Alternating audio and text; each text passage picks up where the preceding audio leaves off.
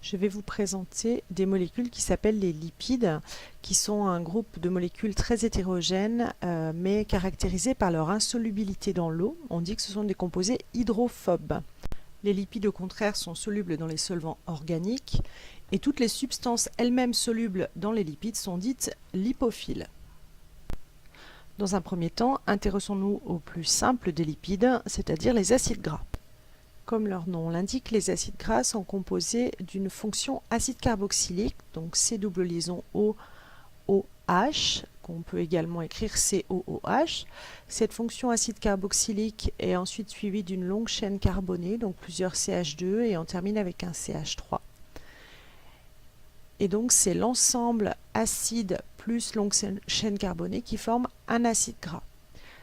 Cet acide gras peut être numéroté de façon conventionnelle en commençant par la fonction acide qui représente le carbone numéro 1 et ensuite on continue avec les autres carbones jusqu'au dernier.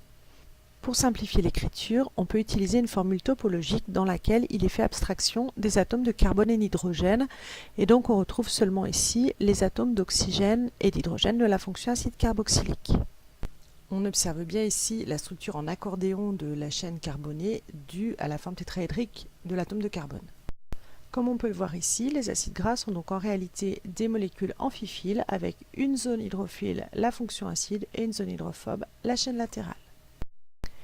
Les acides gras présentés jusqu'ici étaient des acides gras saturés. Voyons maintenant le cas des acides gras insaturés, c'est-à-dire qui présentent une ou plusieurs doubles liaisons. Au niveau des insaturations, les acides gras peuvent présenter deux conformations. Premièrement, les stéréoisomères E. Dans ce cas, les hydrogènes sont de part et d'autre de la double liaison. Deuxième cas, les stéréoisomères Z, où les deux hydrogènes sont du même côté. Dans l'exemple présenté ici, nous avons un acide gras composé de 18 carbones avec une insaturation en position 9. Dans ce cas, les deux hydrogènes sont situés du même côté de la double liaison et donc on a affaire ici à une configuration Z.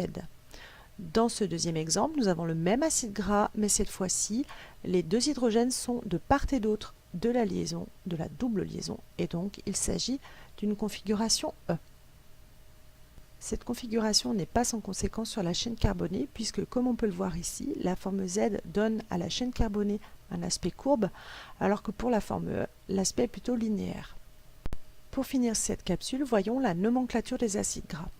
Ici, nous avons un acide gras qui est composé de 18 carbones, donc on va le noter C18. Il possède deux doubles liaisons, donc on va ajouter 2,2, et ensuite on va indiquer après le delta la position des différentes liaisons. Donc ici, une première double liaison en position 9 et une seconde double liaison en position 12. Il existe une autre nomenclature pour laquelle le dernier carbone en partant de la fonction acide est appelé le carbone oméga. À partir de celui-ci, on va compter au bout de combien de carbone on rencontre une double liaison. Dans ce cas précis, on rencontre une double liaison sur le 7e carbone. Donc nous avons affaire à un acide gras oméga 7.